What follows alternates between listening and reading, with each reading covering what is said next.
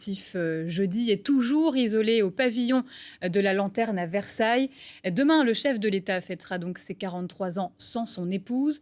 Selon ses médecins, l'état de santé du président est stable. Emmanuel Macron qui fait la une du journal du dimanche aujourd'hui. Les casse-têtes de Noël pour le président qui continue, et oui, de gérer les dossiers importants malgré la maladie. On écoute à ce sujet Benjamin Morel, politologue. C'est vrai que le casse-tête s'est encore un peu plus complexifié cette semaine à travers à la fois la maladie du président de la République, mais également à travers les chiffres qui sont aujourd'hui des chiffres très très mauvais et qui rendent du coup ces fêtes encore plus dangereuses qu'elles ne l'étaient au départ. Donc là, on voit que pour l'exécutif, tenir la position qui est la sienne, c'est-à-dire sacraliser cette fête de Noël en mettant un peu entre parenthèses les impératifs de santé publique et donner l'exemple à travers justement un président de la République qui serait le premier à appliquer les gestes barrières. Tout ça est un peu tombé cette semaine. C'est assez compliqué à gérer du point de vue de la com. Et avec nous pour en parler sur ce plateau, Jean-Philippe Moinet, bonjour. Bonjour Alizée. Bonjour. Merci de votre invitation. De rien, vous êtes directeur de la revue Civique et ancien grand reporter. Vous animez régulièrement des débats sur les questions politiques et institutionnelles notamment. Alors on vient de voir Emmanuel Macron à l'instant. L'exécutif a décidé de maintenir les fêtes de Noël à tout prix alors que certains de nos voisins reconfinent. Est-ce que c'est une stratégie risquée sur le plan politique tout d'abord ?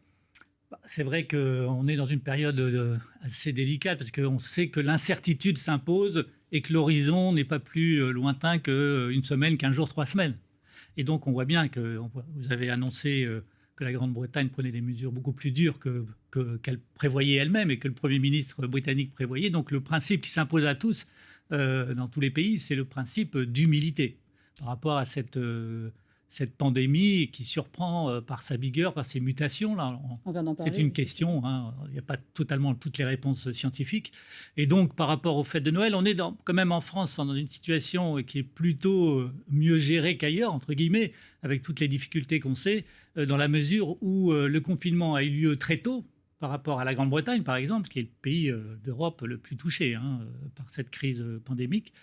C'est vrai que, par ailleurs, est-ce qu'il faut maintenir le dispositif tel quel d'ici Noël, pour répondre à votre question, sachant qu'il y a quand même des restrictions et la recommandation est celle de la responsabilité de chaque citoyen d'essayer de limiter au maximum les interactions et respecter la distanciation, y compris pour les fêtes de Noël, avec cette fameuse recommandation des 6 personnes ou 8 personnes et pas trop de personnes, en fait.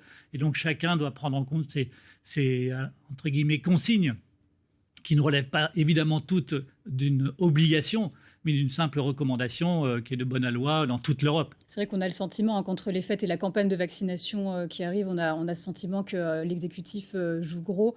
Emmanuel Macron ne peut pas passer à côté de cette séquence aujourd'hui. Oui, c'est vrai que l'exécutif joue gros. Alors c'est ce qu'on dit dans toutes les périodes difficiles. Mais c'est vrai que depuis quand même 6 mois, on voit que les radicalités dans les protestations n'ont pas eu prise démesurément. On pouvait imaginer, par exemple, après la première vague et au moment du déconfinement, certaines colères s'expriment et que les radicalités, soit d'extrême droite ou de la gauche radicale, prennent le dessus.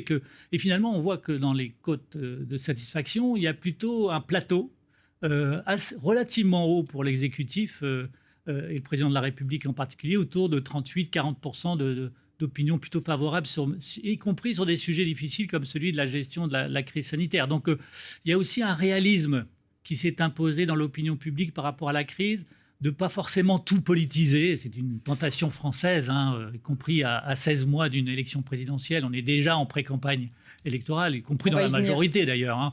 Et donc tout le monde y va beaucoup en France, et peut-être plus qu'ailleurs, dans la politisation et la lecture politique des événements, alors que je pense qu'un réalisme et un pragmatisme s'est imposé dans l'opinion française. Est-ce que vous pensez que, justement, que le coronavirus, en tout cas la crise sanitaire, la campagne de vaccination qui arrive, sont vraiment au cœur de la campagne présidentielle de 2022 ?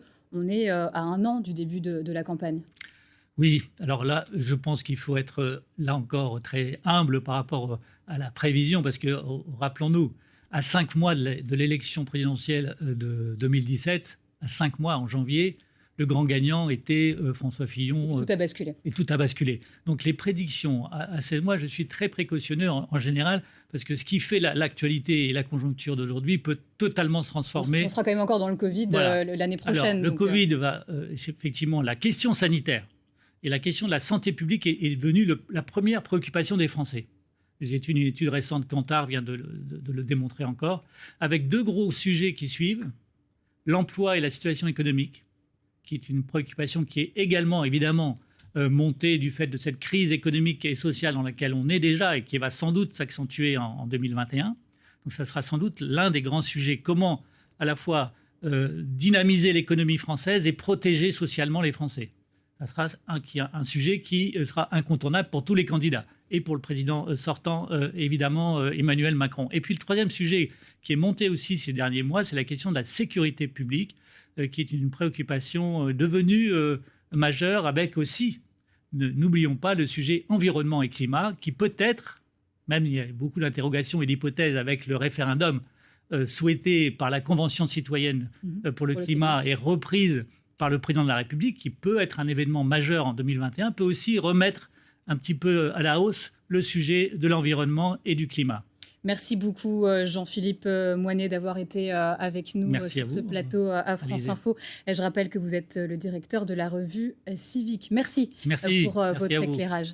Dans le reste de l'actualité, les négociations